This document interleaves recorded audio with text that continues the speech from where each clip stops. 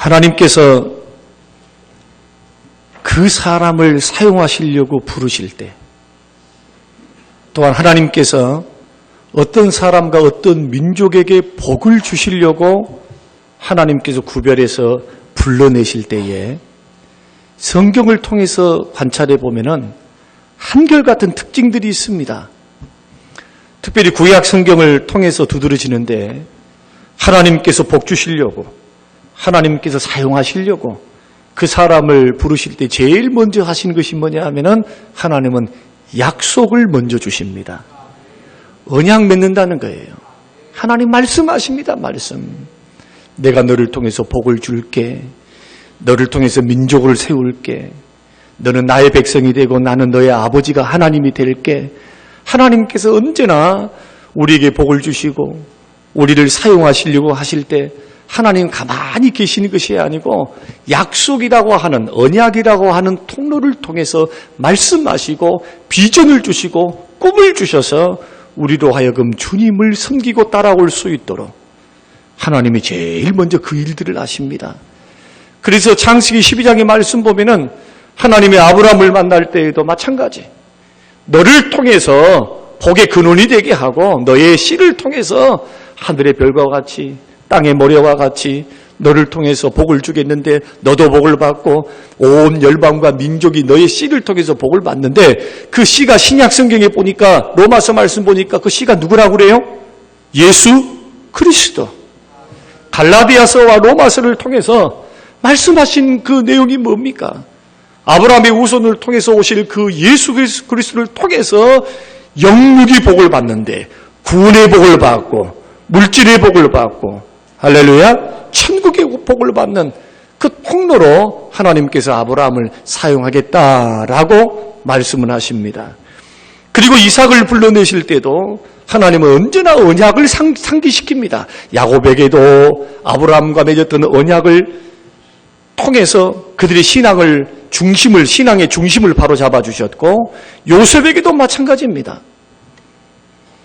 이스라엘 백성들은 어떻습니까? 모세를 통해서도 내 백성을 너를 통해서 구출해내겠다.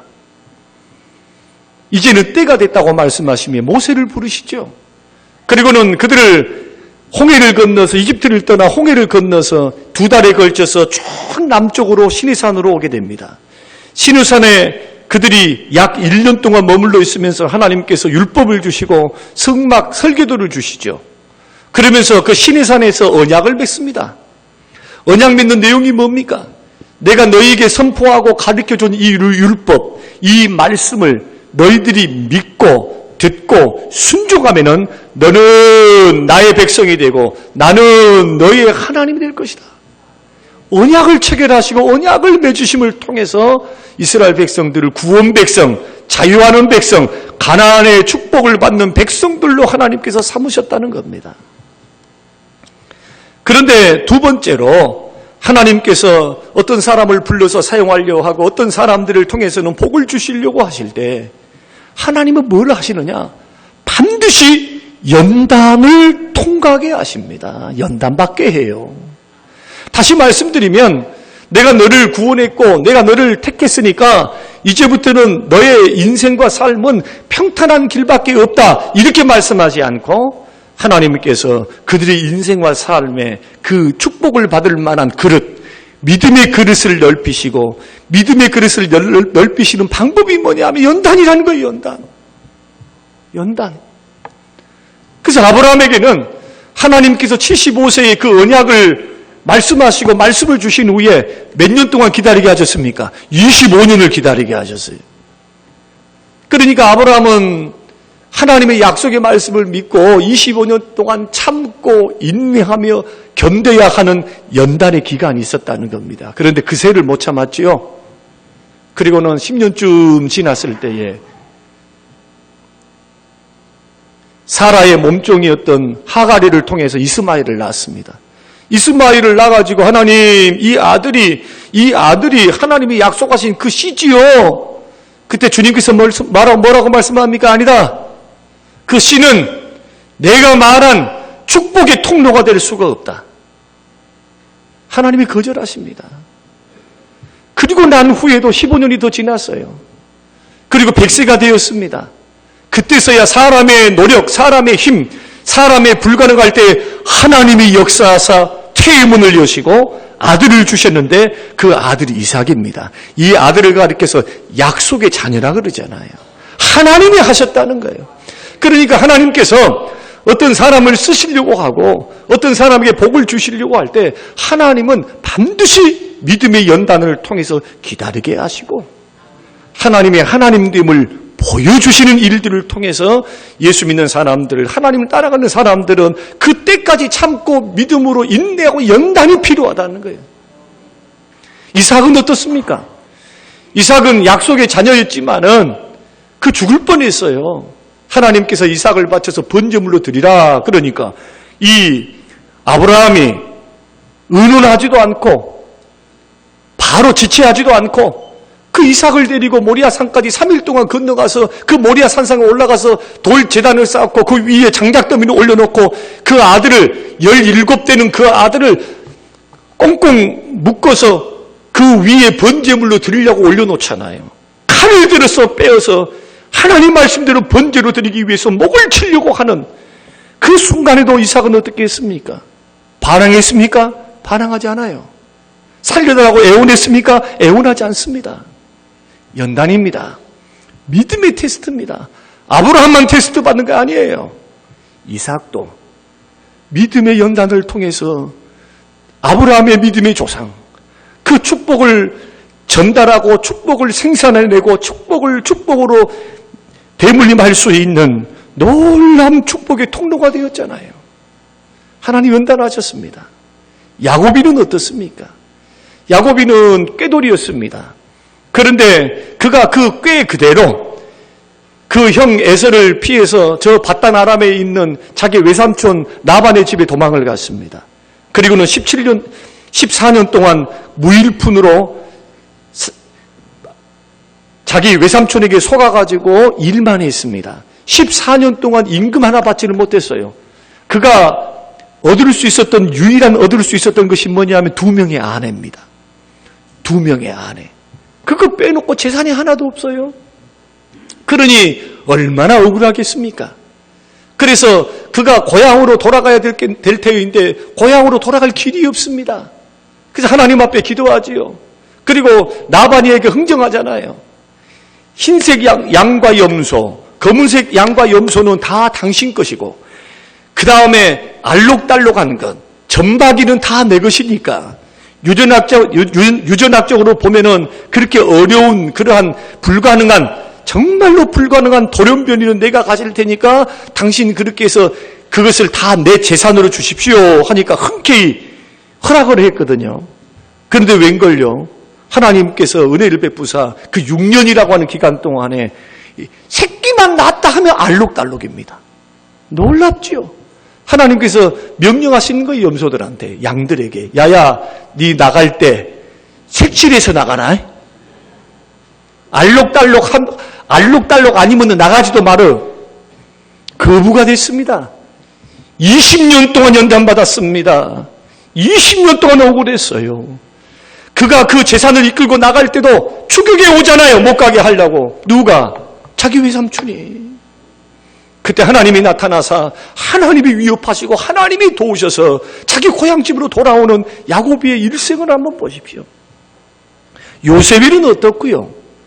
17세에 그는 형제들이 시기를 받아가지고 죽이려고 하는 그 형제들의 큰 죽음을 모면하고 아라비아 상인들에게 의해서 팔려갔죠. 이집트로.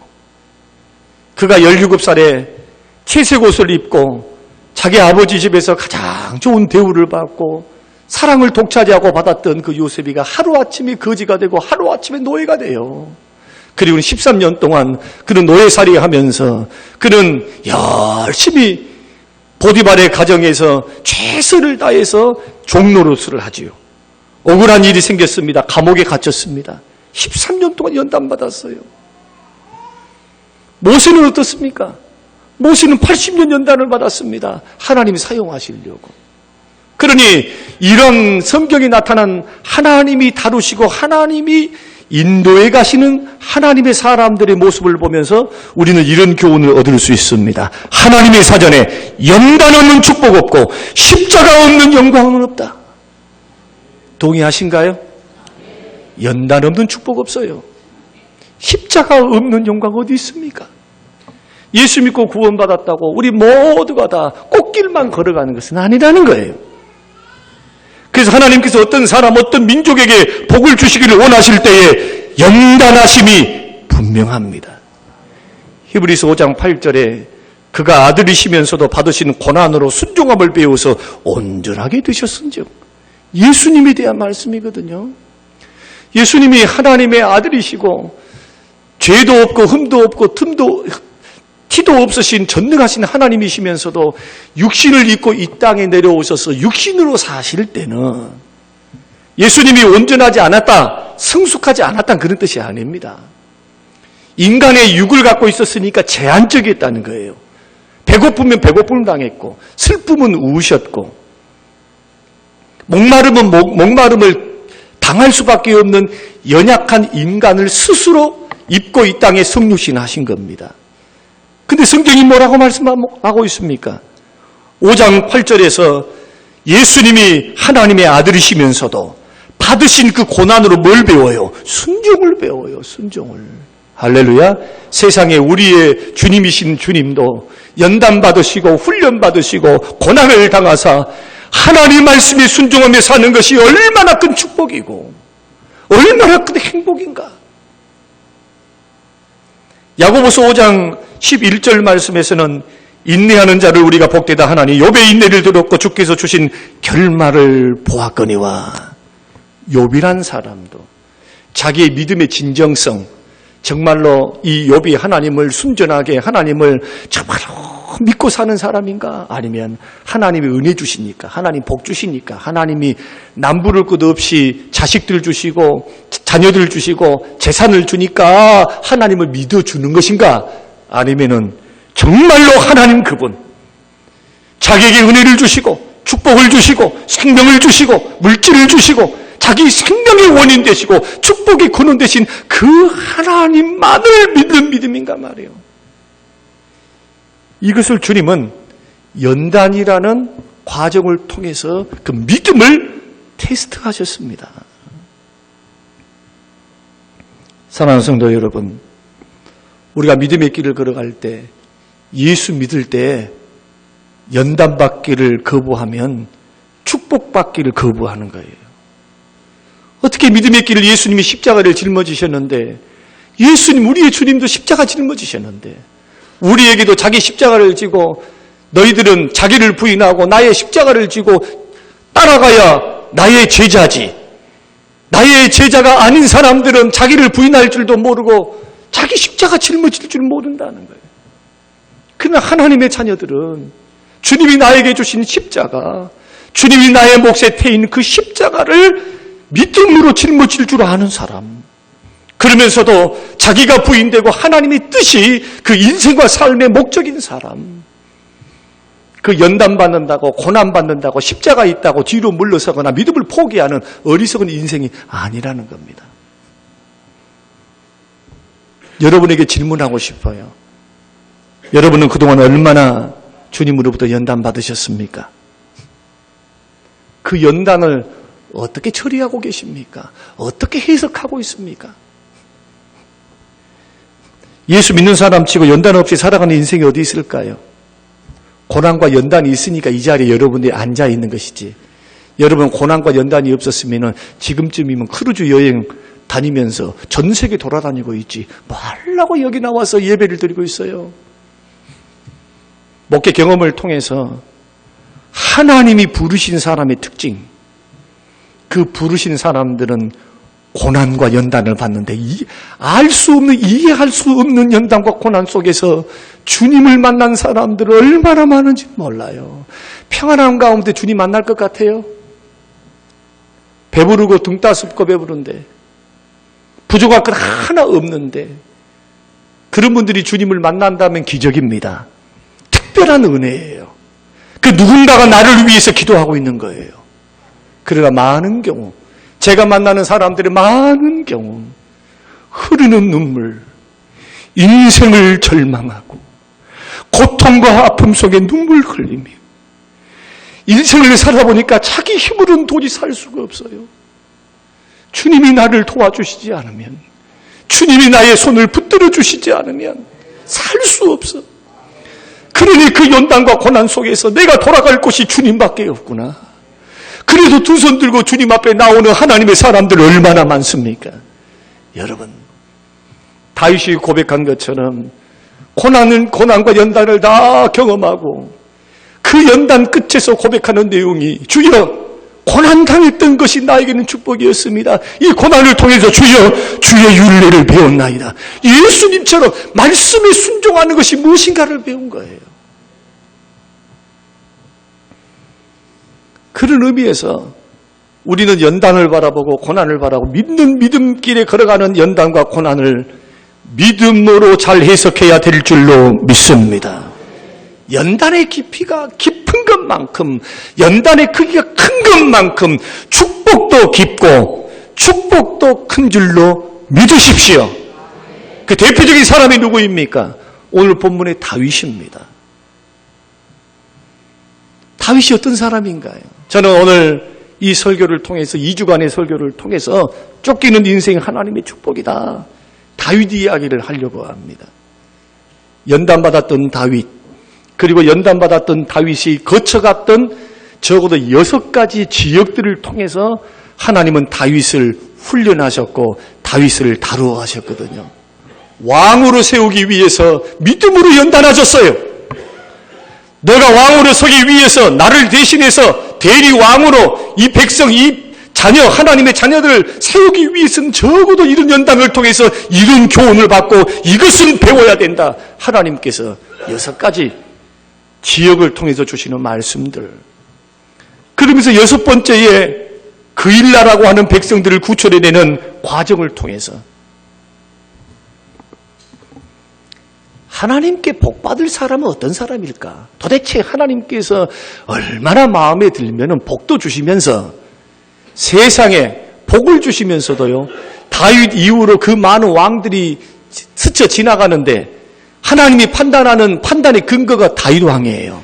너는 내 종 다윗과 같지 아니하고 너는 내 종 다윗의 길로 걸어가고 하나님이 판단하시고 하나님이 축복하시고 하나님이 징계하시는 모든 생사화복의 그 중심에 누가 있습니까? 다윗이 있어요.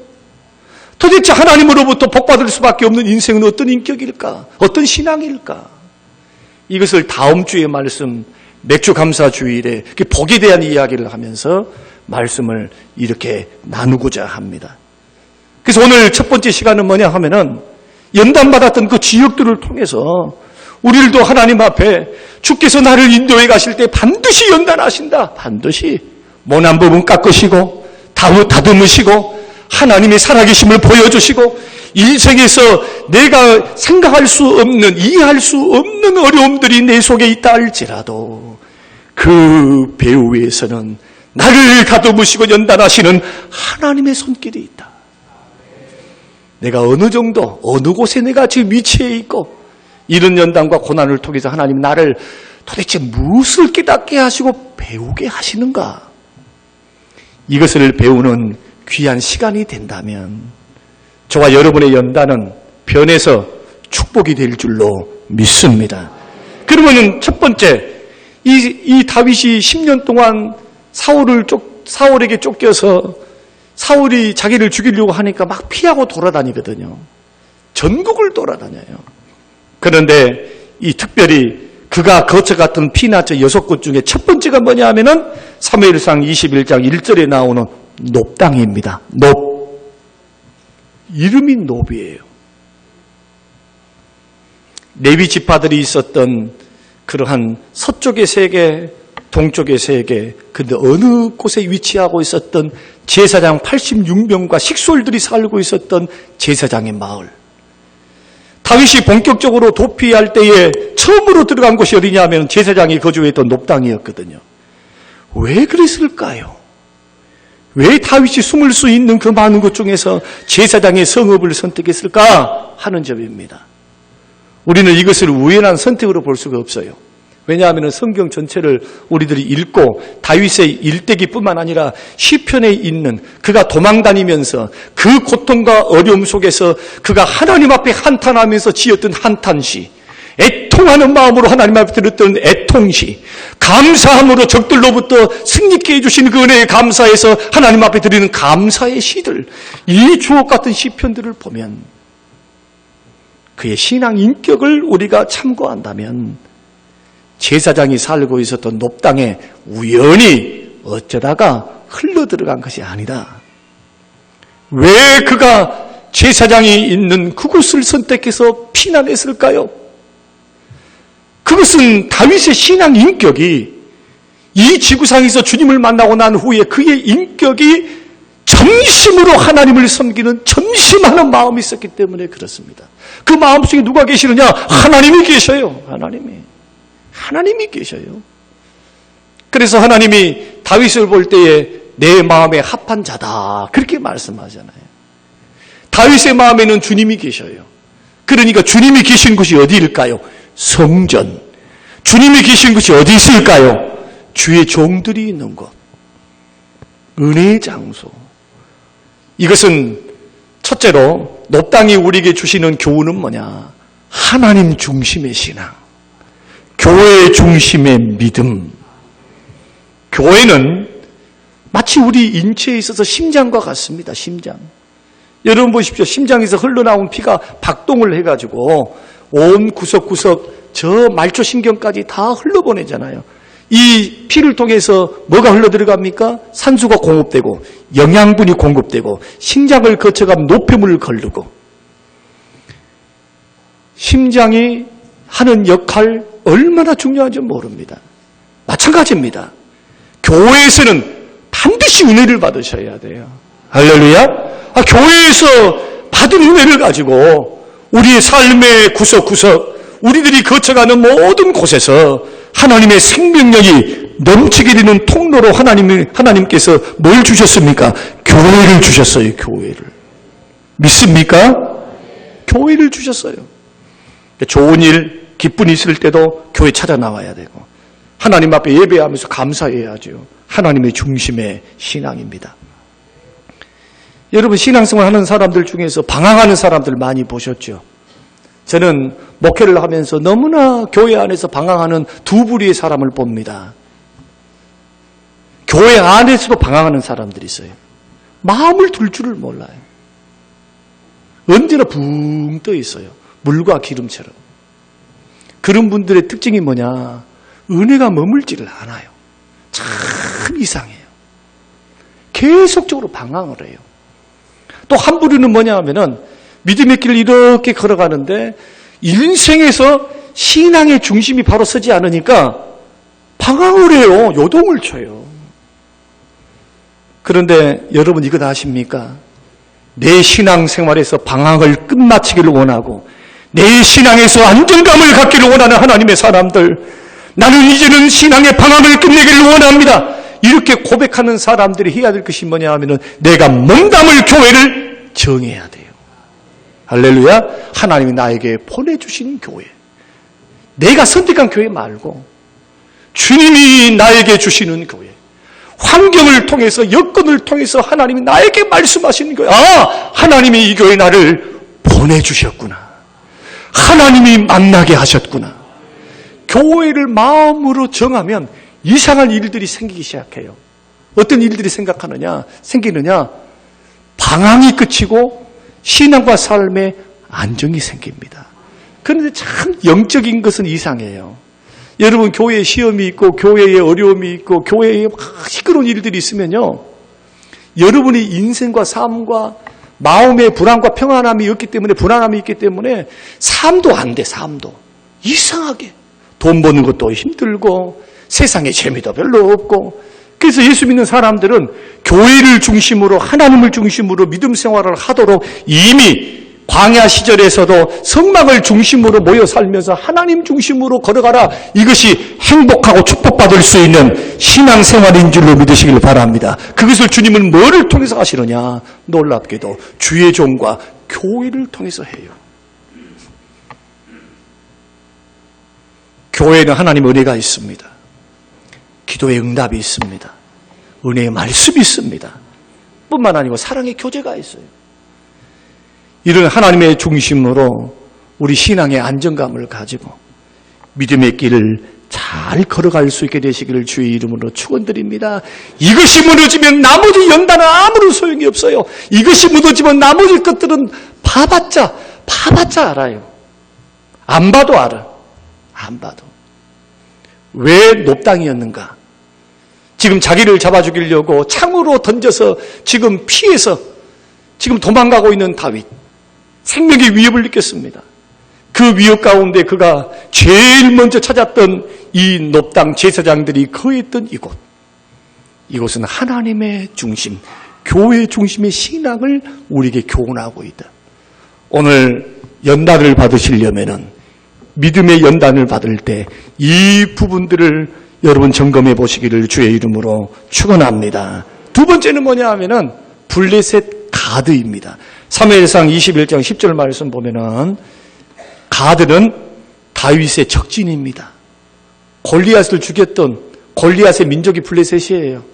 그리고 사울의 딸 미갈이를 자기의 아내로 삼을 때 이 블레셋 지경에 들어가가지고 블레셋 사람들을 죽여서 이 귀를 수집해가지고 사울 왕에게 바쳐서 아내를 얻었던 왕의 사위가 되었던 그러한 민족이 블레셋이었습니다.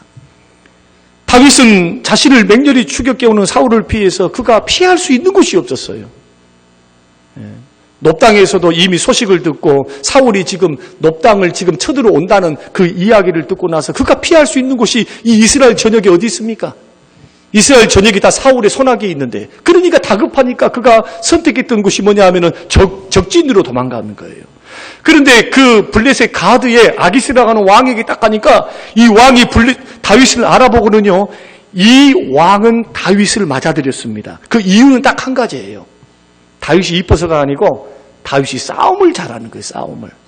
가는 곳마다 전쟁에 승리를 하거든요. 그래서 자기 편으로 만들어서 자기의 수하의 장수로 만들고자 하는 계획을 갖고 있었는데 그 주변에 있었던 아기스의 부하들을 이렇게 보니까 도끼 눈으로 쳐다보는 거예요. 제가 내 동생을 죽였고 내 아내를 죽였고 노략질을 했고 형제를 죽였고 지금 원수인데 우리 왕은 오판하고 지금 저 다윗이 배반할 텐데 그것도 모르고 있다. 그러면서 도끼 눈을 하고 지금 죽이려고 이렇게 하고 있는 모습을 누가 아느냐, 그 분위기를. 다윗이 알아챈 거예요. 그리고는 다윗이 어떤 묘책을 쓰느냐 하면은 나 미쳤다 하면서 침을 젤젤 흘리면서 대문에다가 극적거리면서 뭘 알아듣지도 못할 말들을 쓰면서 나 미쳤어. 나 죽여봤자 아무 소용없다. 너그 손에 다. 그래서 위기를 모면합니다. 이 말씀을 통해서 우리는 뭘 배울 수 있느냐? 하나님의 때를 기다리며 참아내는 것을 배웁니다. 하나님의 때를 기다리면서. 왜 하나님의 때를 기다리냐? 이미 소년 때에 사무엘을 통해서 하나님께서 네가 장차 이 나라의 왕이 될 것이다 하면서 기름을 부었거든요. 그러니까 이 20살 때는 쫓겨다니고 있는 다윗은 과거에 사무엘을 통해서 하나님이 자기를 왕으로 세웠다는 그런 비전과 꿈을 이미 알고 있었습니다. 적국에 들어갔습니다. 체면이 무슨 필요가 있어요? 부끄러운 것이 무슨 필요가 있어요? 골리앗을 죽일 때의 그 강하고 용맹스러운 그런 모습이 아니어도 하나님의 때를 기억하고 하나님이 나를 살리실 텐데 하나님이 나를 왕으로 세우실 텐데 그까지 미친 채 하고 침을 질질 흘리고 나 죽여봤자 네 손해야, 네만 부끄러워야, 미친놈 죽였다는 그 소리를 듣고 사람들이 비웃음거리다니까 너 나 까불지 마, 나 죽이지 마라, 네만 손해야? 쇼를 해야 되고 미친 척 해야 됐던 그 부끄러움을 참아내고 하나님의 때를 기다렸던 이 다윗. 사랑하는 성도 여러분, 우리는 주님을 섬겨가다가 사명을 감당하다가 신앙생활하다가 교우과의 관계 속에서 당하는 오해가 있습니다. 시기도 당합니다. 모욕도 당합니다. 억울한 소리도 듣습니다. 믿음의 길 걸어갈 때 좋은 말만 들을 수 있나요? 힘든 일, 어려운 일. 사람들은 제각기 자기 판단이 있어요. 그래서 하고 싶은 말을 입이 뚫려 있으니까 말합니다. 여러분, 그럴 때 예수 믿는 사람들은 하나님의 연단을 받고 축복의 통로로서 하나님이 주실 믿음의 크기가 커지기를 원하는 사람은 어떻게 될까요? 하나님이 주실 은혜에 주실 축복 주실 때를 바라보고 부끄러움을 참으시기를 주의 이름으로 축원드립니다. 이걸 참아야 돼요. 참아내야 돼요. 조급한 사람, 방방방방 거린 사람, 무슨 무게가 있어가지고 하나님이 축복을 주시겠어요? 오래 1년이고 2년이고. 그러면 하나님이 그것을 참아라고만 한 줄 아세요? 그렇게 예수님이 참으셨던 것처럼, 십자가의 모욕을 참으셨던 것처럼 참고 인내하며 걸어가면요, 적들도 친구가 돼요. 할렐루야. 주변 사람들의 평가가 달라지기 시작해요. 야, 다르다. 믿음 있네. 겉으로 보는 것과 다른데 정말 하나님 사람 같아. 그런데 찔릴 때마다, 보세요, 찔릴 때마다 몸서리치는 사람이 있다고 생각 한번 해보십시다. 어디다 써야 될까요? 어디에? 하나님이 쓰시려고 할 때 이런 사람 어디에 써야 돼요? 목사들은 너무 잘합니다. 교회에 시험과 고난이 오고 어려움이 오면은 목사들이 제일 하지 말아야 될 것, 양당 간에 가타부터 말하면 안 돼요. 첫째, 말하면 안 돼요. 설교가 됐든 뭐가 됐든 절대 말하면 안 돼요. 엎드려 기도만 하고 있어야 돼요. 그럼 누가 역사하시느냐? 하나님이 교통정리를 해요. 할렐루야. 그래야 사는 길이 목회의 길이고 믿음의 길입니다. 여러분, 주님 앞에서 은혜로 성장하고 축복받기를 원하시죠? 하나님이 배후에서 연단하시는 하나님의 역사를 수리받기, 우리 인생을 지금 다듬어 가시는 하나님의 손길이 있는 줄로 믿습니까? 그러면은 여러분, 가드에 머물고 있는 사람들은 참아내야 돼요. 어떤 때를 바라보고 하나님이 복 주시리라, 하나님이 해결해 주시리라, 하나님이 역사하시리라. 이게 가드입니다. 세 번째는 뭐냐 하면은 아둘람 굴입니다. 22장 1절. 22장 1절을 통해서 우리가 볼 수 있는 이제 아기씨를 피해서 그가 어디로 도망가느냐 하면은 아둘람 굴, 유대 광야에 있는 아둘람 지역에 그 굴들이 있어요. 굴들이 여러 개예요. 펼쳐 있어요. 광야니까 동서남북 길이 있을까요, 없을까요? 동서남북 길이 없습니다. 그러니까 사울이 온다 할지라도 여기에 사울이 출몰했다 그러면 위에서 망을 딱 보고 피해버려요. 다른 지역으로. 이 소식을 누가 들었느냐? 전국 각지에 있는 사람들이 들었는데, 특별히 오늘 본문을 읽었습니다마는 전국 각지에 빚진 자, 억울한 자, 환난당하는 자, 우리로 말하면 소외된 사람, 보잘것없는 사람 400명이 찾아와서 다윗에게 우리를 거두어 주세요. 나도 당신과 살기를 원합니다. 하고 다윗을 찾아왔습니다. 다윗은 자기 코가 석자임에도 불구하고 그 소외되고 억울하고 빚진 사람들을, 환난당한 사람들을 다 거둬들여요. 나도 못난 사람, 나도 지금 힘든 사람, 서로 힘든 사람들끼리 서로 사랑하고 서로 위로가면서 그렇게 사십시다.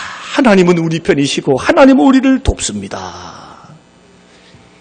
저는 이 말씀을 묵상하면서 지금 5개를 제가 다 어떤 의미가 있는가를 제가 다 묵상하면서 제가 정리를 해놓으니까 이 아둘람 굴은 어떤 의미를 갖느냐?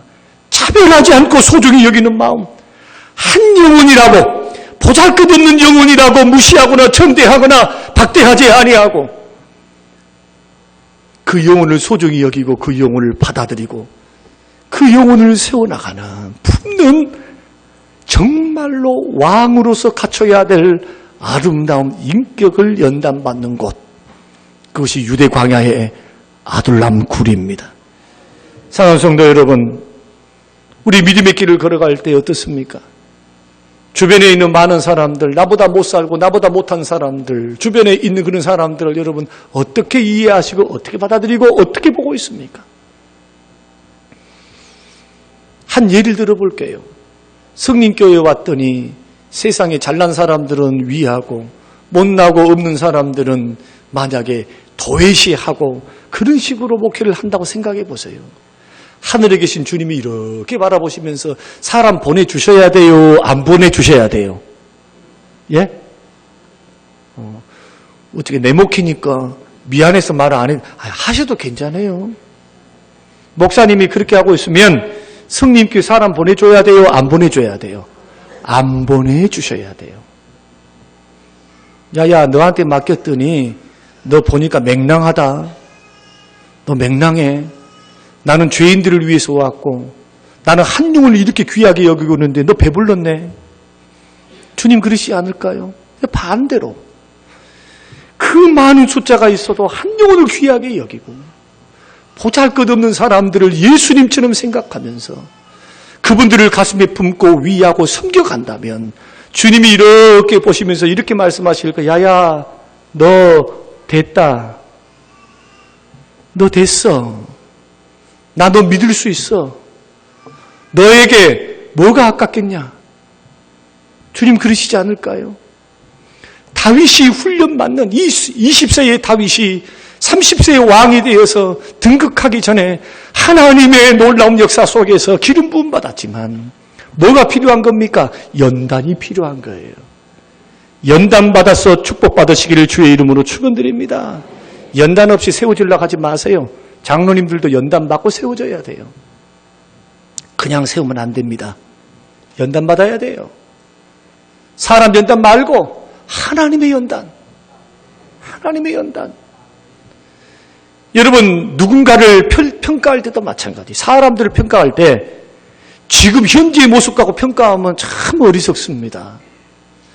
하나님의 손에서 아름답게 성장할 수 있는, 성장할 가능성이 있는 모습을 바라보고 여러분 형제들을 세우시기를 주의 이름으로 축원드립니다. 제가 12년 전에 왔을 때 우리 교회에 있는 집사님들, 그때는 안수 집사님들도 아니었어요. 술도 잡수시고 바깥으로 놀러도 재밌게 다니시고 주일은 들러리고 봉사하라 그러면 봉사 안 나와요. 믿음으로 볼 때는 언제 커가지고 장로님이 되고 믿음의 기둥이 되겠는가? 12년 전에 생각하면 아찔합니다. 그분들이 변화되지 않고 여기 서 있으면 제 목회 못해요. 딴 곳으로 가야지. 그런데 그런 과정 속에서 여자분들이 됐든 남자분들이 됐든 어느덧 믿음이 성장해 있어요. 아름답게 성장해 있어요. 자신들뿐만 아니라 다른 영혼들을 세우면서 같이 기도하면서 속상하고 힘이 들어도 품는 사람들로 세워져 있는 모습들을 보세요. 그 모습들을 뒤에서 바라보고 있는 목사는 얼마나 흐뭇한지 몰라요. 감사한지 몰라요. 그분들을 바라볼 때 여러분 믿음의 형제들 부족한 부분들을 바라볼 때 아직 학생들이라 해서 함부로 하지 마세요. 청년들이라 해서 얕잡아 보면 안 돼요. 이들을 통해서 하나님께서 어떤 일들, 그 인생을 통해서 하나님이 어떤 일들을 세우실지는 어떻게 알아요? 보잘것없는 인생, 우리 보기에 별 볼 일이 없는 것 같은 이런 약함과 부족함과 소외됨에 똑같은 무게를 가지고 차별 없이 사람들을 대하시고 세울 수 있는 하나님의 사람들로 세워지시기를 주님의 이름으로 축원합니다. 이것이 주님의 마음이에요. 예수님은 그렇게 하셨어요. 네 번째는 뭐냐? 모압 미스베입니다. 사무엘상 22장 3절 말씀 보면은 이 다윗이 모압 땅으로 피신합니다. 외국으로 피신해요. 하도 자기를 잡아 죽이려고 그러니까. 그런데 이 모압 땅은 다윗에게는 굉장히 친근한 동네입니다. 왜냐하면은 자기 뿌리가 모압이에요. 아버지가 유대 사람이지만은 그 증조모가 룻입니다. 여러분 룻기에서 나온 룻, 모압 여인, 이방 여인. 다윗은 순수한 유대인의 혈통이 아니에요. 그는 모압의 피를 이어받았습니다. 그러니 여러분 보십시오. 모압 땅에 가니까 이 모압 왕에게 가가지고는 자기 부모 형제를 맡겨요. 부모 형제를 맡아주세요. 왜냐하면은 모압의 피를 이어받았기 때문에 모압은 이 다윗에게 관대했습니다. 그런데 웬걸요? 모압의 요새에서 편안하게 살고 있을 때 하나님께서 선지자 갓을 보냅니다. 이것이 22장 5절 말씀입니다. 선지자 갓에게 하나님 말씀하시기를 너는 갓이 다윗에게 말하기를 모압에 있는 요새에 있지 말고 유다 땅으로 들어가라 라고 그렇게 권면을 해요. 그러니까 안락함과 평안함에 안주하고 있었던 아이고 내가 유다 땅 가봤자 뭐해 나를 잡아 죽이려고 하는데 좀 피했다가 좀 사그라지면은 그 다음에 가자 이런 마음을 가졌던 것 같아요. 근데 하나님은 그거 아니라는 거예요. 연단받을 자가 연단받아야지 그 말이에요. 너희의 사명지 소명지 축복의 분깃은 모압 땅이 아니고 유대 땅이라는 거예요. 너는 유다의 왕이다. 할렐루야. 내가 왕으로 세우겠다는 거예요. 왕으로. 그 말씀에 순종합니다. 그리고는 순종해서 들어가는데 놀라운 일이 일어나요. 오히려 하나님께서 유다 땅으로 들어가라 했으면 뭘 주셔야 될까요? 꽃길을 줘야죠. 평안한 길을 줘야죠. 그런데 이때부터는요. 고난이 100배 이상이에요. 이제는 그 사울이 미쳐 돌아가지고 이제는 더 군대를 파견합니다. 다 군대를 파견한 것뿐만 아니고 어떻게 하느냐. 높당에 있었던 85명의 제사장들 다 죽여버려요. 제사장만 죽인 것이 아니고 제사장이 남녀 식솔들을 다 죽이고 어린아이도 다 죽여버리고 누가? 사울이가 그 다음에 짐승까지 죽여버려요. 그리고 한 사람만 남습니다. 그 사람 이름이 아비아달입니다. 다윗을 받아줬다고. 자기 때문에 그 수많은 죄 없는 인생들이 죽게 생겼으니 얼마나 힘들고 어려웠을까요? 거기에다가 사울이는 정예부대를 보내가지고 이굴저굴 쑤시고 돌아다녀. 이굴저굴. 엔게디에 가면 엔게디 굴에도 그냥 아둘람을 쑤시고 돌아다니는데 도대체 피할 곳이 없는데 하나님은 뭐라고 말씀하냐. 야야 안주하지 마라. 너 고난이 있다고 어려움이 있다고 힘든 일이 있다고 거기에 있지 말라는 거예요. 거기에.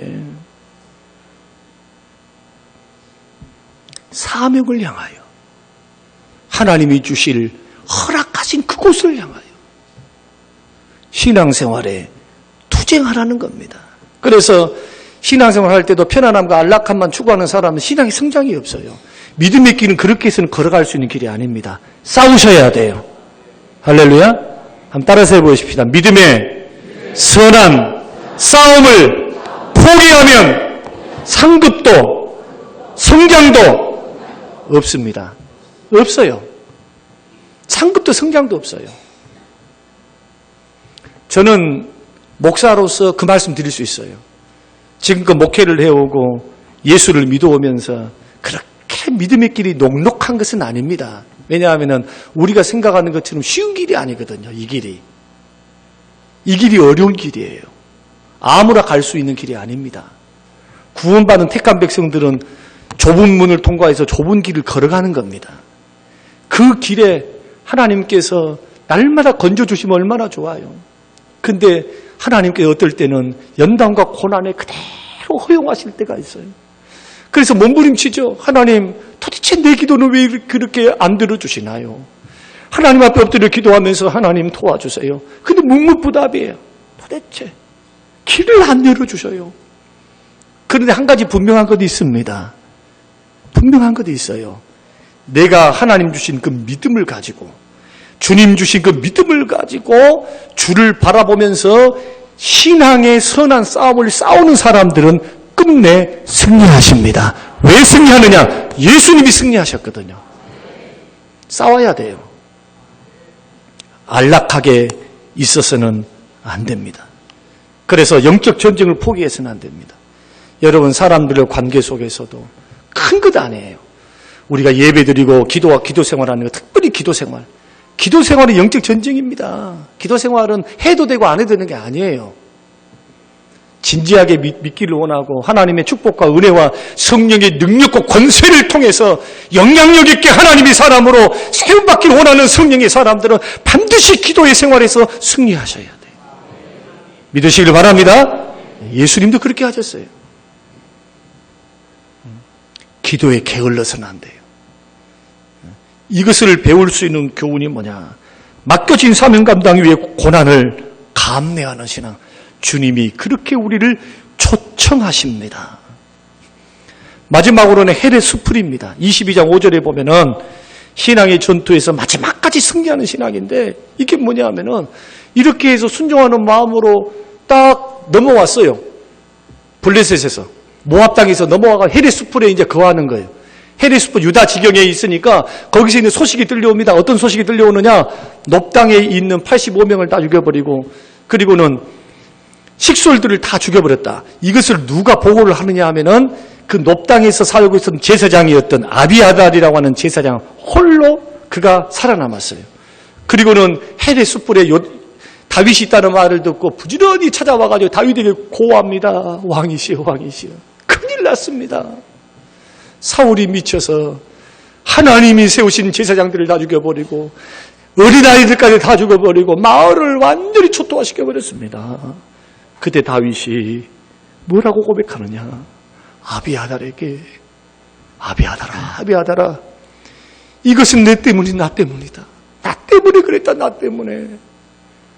가슴을 치며 괴로워하면서 힘들어하면서 아파하면서 그 아비아달을 맞아들입니다. 후에 왕이 됐을 때에 아비아달은 그 나라의 대제사장이 돼요. 축복을 받습니다. 사랑하는 성도 여러분, 이것을 이런 각도에서 적용을 하고 이제 기도하려고 하는데, 여러분, 많은 사람들, 성림교회 안에서 하나님께서 둘러보시더니 성림교회에 은혜 줄 자, 복 줄 자가 딱 한 사람이네. 이 많은 예배를 드리는데, 그러면은 여러분들은 어떤 마음으로 여러분 하나님 앞에 서기를 원합니까? 하나님, 나는 복이 넉넉하니까 목사님한테는 몽땅 주세요. 하나님, 나는 복받아 괜찮으니까 박 집사님한테는 몽땅 주세요. 이렇게 믿으실 분. 이런 더 말을 하고 싶은데 은혜는 사모함에 비례해요. 만약에 은혜 받고 복 받을 사람 나 혼자라면 주여 주시옵소서. 주여 나에게도 이 복을 주시옵소서. 주여 이 은혜를 나에게 주시옵소서. 이런 믿음이 있어야 주님이 역사하지 아니하실까요? 적어도 중풍병자를 지붕을 뚫고 주님 만나면 고침받을 수 있다. 예. 그런 믿음을 가지고 하나님 앞에 서 있는 큰 믿음 말입니다. 저는 오늘 이 말씀을 듣고 5가지를 이렇게 정리하다 보니까 제가 읽을 말씀을 준비하고 한 문장씩 주시는 교훈들을 정리를 이렇게 해봤어요. 해보면서 나는 어느 위치에 서 있을까, 어떤 것들을 경험했을까 하니까 다 5가지를 지금 경험해 가고 있고 경험해서 승리하기도 하고 지금 잘한 것도 있고 못한 것도 있어요. 아직도 과정 중에 있구나. 연단의 과정에서, 하나님이 주신 연단의 과정에서 승리하시기를 주의 이름으로 축원합니다. 높당은 하나님 중심, 교회 중심의 신앙. 가드, 하나님의 때를 기다리고 참아내는 것. 아둘람금, 차별하지 않고 사람을 소중히 여기는 마음. 모압 미스베, 맡겨진 사명 감당 위에 고난을 감내하면서 사명의 길, 은혜의 길, 신앙의 길을 걸어가는 것. 헬의 숲을 은혜 받아야 할 사람이 나요. 축복받고 구원받아야 될 사람이 나요. 남들도 받아야 되지만 여러분도 받으시기 바랍니다. 끝까지 남는 승리자가 되라는 거예요. 이런 은혜로 우리 신앙을 세우고 갈 수 있다면 연단받고 훈련받아 여러분 이기고 승리하는 다윗왕의 축복의 반열에 우리 모두가 서시기를 주님의 이름으로 축원합니다.